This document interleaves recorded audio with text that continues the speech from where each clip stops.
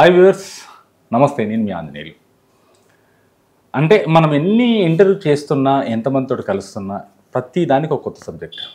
అంటే మనం వెతుకుతుంటే కొంతమంది మేధావులు అనొచ్చు, కొంతమంది నాలెడ్జ్ ఉన్న పర్సన్స్ అనొచ్చు, ఎంతోమందిని అనొచ్చు. కాకపోతే ఒక్కొక్కరిని తీసుకుంటుంటే ఈరోజు నా ముందుకు వచ్చిన గెస్ట్ని గురించి చెప్పాలంటే నేను ఎంత చెప్పిన తక్కువనే.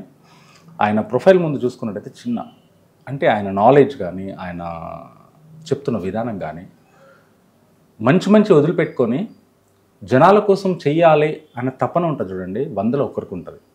అలాంటి పర్సన్ నా ముందు ఈరోజు ఆయన ఉండడం జరిగింది. ఆయన ప్రొఫైల్ గురించి చెప్పుకున్నట్టయితే సంవత్సరానికి ₹1,00,00,000 ప్యాకేజ్ ఉన్న వ్యక్తి, ఎయిర్టెల్లో మొట్టమొదటిసారి లాంచ్ అయినప్పుడు జనరల్ మేనేజర్గా వర్క్ చేసిన వ్యక్తి, వైస్ ప్రెసిడెంట్గా చేసి అమెరికా కంపెనీలలో కొన్ని లక్షల శాలరీస్, మంత్లో లక్షల శాలరీస్ గెయిన్ చేసిన వ్యక్తి, ఇప్పుడు కూర్చున్నా సరే లక్షలు సంపాదించగల వ్యక్తి, అంటే ఒకరోజు ఎంతో కొంత సంపాదించగల వ్యక్తి.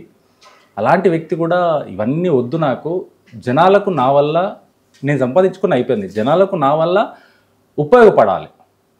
నేను డబుల్ PhD చేసా, స్కాలర్, నేను ఇంత పెద్ద ప్రొఫైల్ ఉంది, రకరకాలుగా చెప్పుకున్నా, ఎంత చెప్పుకున్నా తక్కువనే. జనాల గురించి, జనాలకి నా వల్ల ఎంతో కొంత ఉపయోగపడాలి, మన ధర్మం గురించి కొద్దిగానే తెలియాలి. ఈ రోజున్న సమాజానికి చాలా తక్కువ తెలుసు. సమాజం మారుతుంది, జనాలు ఇంకా మరుగున పడుతున్నారు తప్ప మన చరిత్ర గురించి అనేది చాలా తక్కువ తెలుసు. దాని గురించి ఇంకా ఓపెన్గా మాట్లాడడానికి నా ముందు శ్రీరామ్ గారు ఉన్నారు. సార్ నమస్తే. నమస్తే సార్, నేను మీ గురించి ఎంత చెప్పినా తక్కువనే. ఎందుకంటే డబుల్ స్కాలరు, మంచి కంపెనీస్ని వదిలిపెట్టి బాంబే స్టాక్ మార్కెట్కి వైస్ ప్రెసిడెంట్, మీరు ₹1,00,00,000 ప్యాకేజ్ మీది. అలాంటి అన్నీ వదిలిపెట్టుకొని మొట్టమొదటిసారి ఎయిర్టెల్ లాంచ్ అయినప్పుడు మీరే జనరల్ మేనేజర్ దానికి. అలాంటి కంపెనీస్ మొట్టమొదటిసారి 20 సంవత్సరాల కింద మీరు లాంచ్ అయినప్పుడు జనరల్ మేనేజర్ అంటే ఏ పొజిషన్లో ఉండాలి ఇవాళ? సరే, అవన్నీ వదిలిపెట్టేసుకొని ఇప్పుడున్న సమాజంలో ఒక హిందువుగా మారాల్సి వస్తుంది. హిందువుగా మారడం ఏంటి సార్ అసలు? దీని వెనకాల ఉన్న, అంటే మామూలుగా ఎవరైనా చెప్తే ఏదో చెప్తున్నాలే అనుకోవచ్చు. మీరు డబుల్ స్కాలరు, హై ప్రొఫైలు, మంచి కంపెనీలో కొన్ని లక్షల మందికి మీరు ఎంప్లాయ్మెంట్ ఇచ్చారు. ఇంత ఉన్నా సరే మళ్ళీ మన హిందూ ధర్మానికి హిందూ మారాల్సి వస్తుందంటే నాకు అర్థం కాలేదు. దీని వెనకాల ఉన్న రహస్యం ఏంటి అసలు మీ నోటి ద్వారా? ఓకే, మనం అబ్జర్వ్ చేసినట్లయితే ఇప్పుడు నా మాతృభాష తెలుగే, కానీ ఏంటంటే అలవాటు ప్రకారం 35 ఏళ్ళ నుంచి కార్పొరేట్ సంస్థల్లో ఉండి ఇంగ్లీషు మాట్లాడడానికి బాగా అలవాటు అయిపోయి ఒక్కోసారి ఇంగ్లీష్ పదాలు కొన్ని దొరలవచ్చు, దానికి పర్వాలేదు. ఎందుకు దీంతో స్టార్ట్ చేశానంటే ఇంగ్లీషు విద్య యొక్క ఇంపాక్ట్ ఎంత ఉండింది సమాజం మీద, దానికి నేను కూడా దానికి ఏమీ తగ్గింపే మినహాయింపు ఏం కాదు.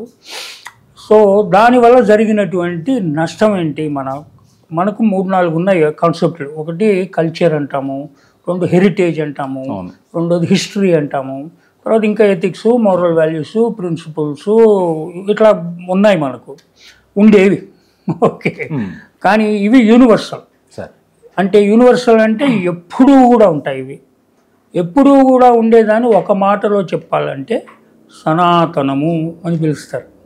ఇప్పుడు ఏంటంటే హిందూయిజము, హిందూ మతము అని చెప్పేదానికి కొంచెం నామోషి పడుతూ, లేదా దానికి ఏదో ఒక రకమైనటువంటి అర్థాలు చెప్తూ, దానికి పర్యాయ పదముగా సనాతన అని చెప్పడం అనేటువంటిది కూడా ఒక రకమైన నానుడిగాను, కొన్ని చోట్ల ఫ్యాషన్గా కూడా మారిందని నా అబ్జర్వేషన్. నెక్స్ట్ ఇప్పుడు అబ్జర్వేషన్ చూసినట్లయితే, ఓకే హిందువులే అనుకుందాం మనం, సనాతనులు హిందువులు 2 పర్యాపదం సినోనిమస్గా వాడదాం అనుకున్నాం. ఇప్పుడు 90% హిందువులుగా చెప్పుకొని లేదా చలామణి అవుతున్నటువంటి హిందూ సమాజం ఏదైతే ఉందో, మెజారిటీ సోకాల్డ్ అదే ఉందో, వాళ్ళలో నేను అబ్జర్వ్ చేసింది ఏంటంటే, మా ఫ్యామిలీస్తోనూ, ఫ్రెండ్స్తోనూ, సర్కిల్స్లోనూ, మిగతా నేను ప్రొఫెసర్గా కూడా పనిచేశాను. 5 ఏళ్ల క్రితము ఆ బాంబే స్టాక్ ఎక్స్చేంజ్ దాంట్లో గ్రూప్ హెడ్ హెచ్ఆర్ వదిలేసి బెంగళూరు వచ్చి అక్కడ ఒక యూనివర్సిటీకి డీన్గాను, ప్రొఫెసర్ ఆఫ్ మేనేజ్మెంట్గాను, నాది హెచ్ఆర్డి, హ్యూమన్ రిసోర్స్ డెవలప్మెంట్ ఏరియాలో. నేను టాటా ఇన్స్టిట్యూట్, టాప్ ఇన్స్టిట్యూట్లో MBA కూడా చేశాను 35 ఏళ్ల క్రితం. సో అబ్జర్వ్ చేసిందంటే the so called Hindu majority, 90% of them seems to be not having even 1 to 2% of basic awareness about what is Hinduism, what is Sanatana, అనేటువంటి మన యొక్క పురాణాలు ఇతిహాసాలు, ఇంకా వేదాల సంగతి ఇంకా దూరం పెడతాం, ఇంకా చాలా దూరికి బాతాయి. ఈ మినిమం రామాయణం, మహాభారతము, భాగవతము, పురాణాలు, ఇతిహాసాలు, ఉపనిషత్తులు, ఇవి మనకు జనరల్గా మన వాంగ్మయం అనేటువంటిది, ద లిటరేచర్, మన కల్చర్ హెరిటేజ్. ఇది భారతీయత అని చెప్పుకోవటానికి, నువ్వు హిందూ అనేది లేకపోయినా ముందు భారతీయుడిగా చెప్పుకోవటానికి మనకు ఇది ఎల్లప్పుడూ ఎప్పటి నుంచో అంటే దీనికి డేట్ లేదు, టైమింగ్ ఉన్నాయి. అంటే వీళ్ళు ఇవాళ 5000 ఏళ్ళు అని దానికి ఏదో ఫిక్స్ చేసిండ్రు. అది 5000, 50,000, 1,00,000 ఏళ్ల క్రితం జరిగిందా, అసలు జరిగిందా జరగలేదా అని పక్కన పెట్టినప్పటికీ ఆ మోరల్ వాల్యూస్ దానికి తర్వాత వద్దాము. అబ్జర్వ్ చేస్తే ఈ 90% of majority seems to be not having 2% awareness about basic fundamentals. Okay, ఉన్న వాళ్ళందరూ కూడా ఒకవేళ దీని గురించి మాట్లాడే వాళ్ళందరూ ఒక పర్టికులర్ క్లాస్ వర్గానికి చెందిన వాళ్ళు, అంటే వాళ్ళు స్కాలర్లీ పీపుల్. అంటే కులం పేరు చెప్పడం, అసలు కులం అనే కాన్సెప్ట్ లేదు మనకు, తర్వాత వద్దాం మెల్లిగా మనం డ్యూరింగ్ కోర్స్ ఆఫ్ డిస్కషన్.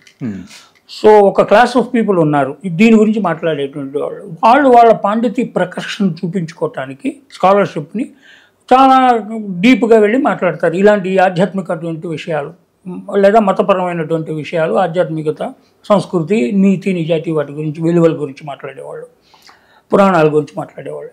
దీనివల్ల కూడా ఏమవుతుంది, తర్వాత ఇంగ్లీష్ విద్య యొక్క ప్రభావం, మెకాలే విద్య వల్ల ప్రభావం, బ్రిటిష్ వాళ్ళు, అంతకుముందు మొఘల్స్, తర్వాత సరే వచ్చినటువంటి ప్రభుత్వాలు, ఆ విద్యాశాఖ మంత్రులు, ఇటువంటి వాళ్ళు వచ్చారు. వారి యొక్క ఎజెండాలు ఏమిటి, తర్వాత లెఫ్టిస్ట్ ఓరియంటేషను, కమ్యూనిస్టులు, లెఫ్టిస్టులు, ది సెక్యులరిస్టులు, బాగా the so called secular. Again ఆ సెక్యులర్ అనే పదానికి కూడా చాలా తప్పు అర్థాలు ఉన్నాయి లోకంలో. తర్వాత సూడో సెక్యులరిజం బాగా వచ్చేసేసి ఆ సెక్యులర్ ముసుగులో బద్ధకాన్ని దాచుకుని దీనికి దూరం అయ్యారు విద్యకి. అందుకే బేసిక్ ఫండమెంటల్స్ కూడా మర్చిపోయారు. దానివల్ల రాబోయే జనరేషన్స్లో ఎంతసేపు మెటీరియలిస్టిక్ పర్సూటే ఉంటుంది యువతలో కానీ ఇంకోళ్ళు. ఈ రోజున చూసుకున్నట్లయితే ఆంజనేయులు గారు 8 ఏళ్ల పిల్లాడు 40 ఏళ్ల తండ్రి ఉంటాడు మనకి, 8 ఏళ్ల పిల్లోనికి. వాని తండ్రి కూడా బతికే ఉంటాడు, 75, 80 ఏళ్ళోడు. వీళ్ళ ముగ్గురు కూడా ఒకే ఒక అజ్ఞానంలో ఉన్నారు when it comes to the basics of the సనాతన ఆర్ వాంగ్మయ. ధర్మం పక్కన పెడదాం, ముందు వాంగ్మయం, మన చరిత్ర, సంస్కృతి ఉంది ముందు, భారతీయం అని చెప్పుకునేది. సనాతనం ఎందుకంటున్నారంటే ఎప్పుడు ఉండేది, ఇప్పుడు ఉన్నది, ఎప్పుడు ఉండేది, ఆల్వేస్ అవైలబుల్, ఎటర్నల్ అంటారు దాన్ని ఇంగ్లీష్లో. మనం ఎప్పుడు ఉంటుంది అనమాట. అది ఎల్లకాల సర్వకాల సర్వావస్థల ఎందు ఉంటుంది, అది ఉండేటువంటిది, ఉన్నది కూడా ఇవాళ. అటువంటిది దాని గురించినటువంటిది మనకు ఎందుకు అవగాహన రాహిత్యం కలుగుతోంది? మన స్వార్థం కారణమా? ఒక ఉద్యోగానికి పనికొచ్చేటువంటి విద్యా వ్యవస్థ రావటము, ఆ ఉద్యోగాల్లో పోనీ అవడానికి నేను అడిగితే, ఇప్పుడు ఫ్రెండ్ని కానీ మిమ్మల్ని కానీ మీరు చదివింది ఏంటి అంటే మన ఇద్దరం ఎంబరాస్ కాకుండా, ఇప్పుడు ఉదాహరణకి మీరు బీటెక్ చెప్తారు. బీటెక్ ఆంజనేయులు అంజీ అనేటువంటి ఆయన మన ఫ్రెండు బీటెక్ చదివాడు. బీటెక్ ఏం చదివినవరు బై? నేను వారీసి వరంగల్లో అప్పుడు మెకానికల్ చేశాను సార్, అతి కష్టం మీద సీట్ వచ్చింది. మా నాన్న చాలా చిన్న ఇది కష్టపడి నాకు ఫీజు పెట్టి చదివించాడు సార్. చదివాను నేను. ఏం చేస్తున్నావు ఇప్పుడు? ఉద్యోగము సాఫ్ట్వేర్ చేస్తున్నాను సార్. ఏమి? ఏదో పైథాన్ చేస్తున్నాను సార్. పైథాన్ అంటే కొండ చీలువరా భయం మాకు తెలిసినంతవరకు. ఇదేంటిది అంటే అదో పెద్ద ప్యాకేజ్ సార్, అది చేస్తున్నాను నేను. దానికి నీ మెకానికల్ ఇంజనీరింగ్ ఏమైనా సంబంధం ఉందా? లేదు. మరి నువ్వు ఎట్లాగూ నువ్వు సంబంధం లేని విద్యనే చదివినావు, సంబంధం లేని ఉద్యోగం చేస్తున్నావు. అది అడ్డం పెట్టుకొని ఈ సనాతన ధర్మం వల్ల చదివితే ఏం సంబంధం సార్ అని అడిగేటోళ్ళు ఎక్కువ మంది ఉంటారు. అది నేను గమనించాను. ఇలా మాట్లాడేవాళ్ళు ఇలా ఉండంగా మరి ఎలా ఎటుపోతుంది? ఇంకోటి ఏమి అబ్జర్వ్ చేశానంటే, ఎవ్వరికీ కూడా ఓపిక లేదు. There is something called attention deficit syndrome అని ఉంది ఒకటి. ఒక సెల్ ఫోన్ పట్టుకుంటే, ఇప్పుడు అందరూ సెల్ ఫోన్ అంతా కూడా అరచేతిలో స్వర్గం వచ్చేసింది, మొత్తం అంతా ఉంటుంది. అంటే ముందు ల్యాప్టాప్, కంప్యూటర్లు ఉండేవి, అవి కూడా లేవు. ఇప్పుడు పెట్టుకుంటే అది కూడా ఫస్ట్ 10-20 సెకండ్స్లో ఇంట్రెస్ట్ కలకపోతే, అది ఎవడైనా అమితాబ్ బచ్చన్ మాట్లాడినా, సన్నీ లియోన్ డ్యాన్స్ చేసినా, లేదా ఒక ఎవరన్నా జాగంటి కోటేశ్వరరావు చెప్పినా కూడా చక్కచక్కగా ఇట్లా తిప్పేస్తూ ఉంటారు వాళ్ళు. అంటే అటెన్షన్ లేదు, టెన్షన్ ఎక్కువ ఉంది. అటువంటిప్పుడు అలాంటి వాళ్ళకి మనం ఇప్పుడు ఉపన్యాసాలు చెప్పి, ప్రవచనాలు చెప్పి, 1.5-2 గంటల సేపు లేదా ఒక టెక్స్ట్ బుక్ తయారు చేస్తే వినే పరిస్థితి లేదు. ఇలా ఉన్న సమాజంలో నేనేం చేయగలను డిఫరెంట్గా? ఎంతోమంది మహానుభావులు ఎన్నో చేస్తున్నారు. గవర్నమెంట్ చేస్తోంది, న్యూ ఎడ్యుకేషన్ పాలసీ అని పెట్టారు. దాంట్లో భాగంగా ఈ భారతీయ జ్ఞాన పరంపర అని పెట్టారు, దానికి ఇండియన్ నాలెడ్జ్ సిస్టమ్స్ అని పెట్టారు. ప్రభుత్వం దాని పెద్ద ఎత్తున ముందుకు తీసుకెళ్ళి పాఠ్యాంశంగా చేర్చాలి కరికులంలో, అన్ని స్కూళ్ళల్లో, కళాశాలలో. అది డినై చేశారు. ఎంతసేపు అక్బర్ ది గ్రేటు, ఔరంగజేబు, టిప్పు సుల్తాన్ ఇట్లాంటివన్నీ చెప్పారు మనకు. అంతేగాని మనకు రాణా ప్రతాపు, శివాజీ కథలు మన అమ్మ చెప్తే వింటమే కానీ ఇప్పుడు నువ్వు పాఠ్యాంశాల్లోంచి కొంత తీసేసి తక్కువ చేసి అశోక గురించి ఎక్కువ రాయకుండా, ఔరంగజేబు గురించి ఎక్కువ ఉండి బాబర్ గురించి రాసి ఇట్లాంటివన్నీ వాళ్ళు దండెత్తడానికి వచ్చిన వాళ్ళ గురించి. నిజంగా మనకు అస్సాంలోనూ బ్రహ్మాండంకి ఉన్నారు, ఎంతోమంది వీర వనితలు ఉన్నారు, నారీలు పొట్టాడారు, ఒక అబ్బక్క, ఒక చెన్నమ్మ, ఒక రుద్రమ్మ, ఇట్లా ప్రతి స్టేట్లోనూ వీర వనితలు ఉన్నారు. ఒక దుర్గాబాయి అది ఉంది ఒక ఆవిడ పేరు, ఆమెను వాడిని కిందేసి గుర్రంతో తొక్కి చంపేసింది ఒకరిని, మొఘల్ రాజును. దేశ్ముఖ్ కాదు, దుర్గాబాయి అని ఆవిడ పేరు. రాణి రుద్రమదేవి కాదు, ఇంకోటి ఉంది అక్కడ ఢిల్లీ సుల్తాన్లో దుర్గాదేవి అని ఒక ఆవిడ ఉంది, రాజస్థాన్ రాజ్పుత్ మహిళ. ఆవిడ గురించి ఎక్కడ చరిత్రలో ఉండదు. అలాగే మనకు డొక్కా సీతమ్మ గురించి ఎవరు చెప్పరు. ఇక్కడ మదర్ తెరీసా గురించి పెద్దగా చెప్పుకుంటాం మనం. ఆవిడ వచ్చిన కారణం ఏంటి, ఆయన పర్పస్ ఏంది, ఏం చేసింది అందరికీ తెలుసు ఇప్పుడు. సరే, ఇంకా మరి మహాత్ముడు అని చెప్పబడే గాంధీ గురించి మాట్లాడదు ఎక్కువ, టు బీ పొలిటికల్లీ రైట్. దాని గురించి ఇవాళ 20 ఏళ్లలో మనకు తెలుస్తుంది. ఇప్పుడు సమాజం మారుతుంది, ప్రజల్లో చైతన్యం వచ్చింది, తెలుసుకోవాలి మన దేశం పట్ల, మన జాతి గురించి మన గౌరవాన్ని నేర్చుకోవాలని ఉంది. ఆ ఉద్దేశంతో మనం ఏం చేయాలి డిఫరెంట్ అని ఇప్పుడు నేను తలపెట్టినటువంటిది ఇండియన్ నాలెడ్జ్ స్టడీస్ అకాడమీ, ఈక్షా అనేటువంటి సంస్కృత పేరుతో పెట్టడం జరిగింది. అది మీరు అడిగిన దానికి ఉపోద్ఘాతం అనమాట. ఈక్ష అంటే సంస్కృతంలో విజను, అబ్జర్వేషను, సైట్, ఇంక్వైరీ అనేటువంటి అర్థాలు ఉన్నాయి. ఈక్ష అంటే అందుకే అది కూడా IKSA అది కలిపి చదివితే ఈక్ష అని వస్తుంది. ఫస్ట్ చూసి చూడకుండా ఏమనుకుంటే ఇస్కాన్ అనుకున్నాను, తర్వాత ఈక్ష దగ్గరకు వచ్చింది. అది కరెక్ట్, ఈక్ష అది దాన్ని. అది ఒక అకాడమీ లాగా నేనే పెట్టి ఎవరితో ఒకరితో జాయిన్ అవుదామని ముందు అనుకున్నాం, కానీ చూశాను నేను వాళ్ళ యొక్క జెండాలు వేరేగా ఉన్నాయి.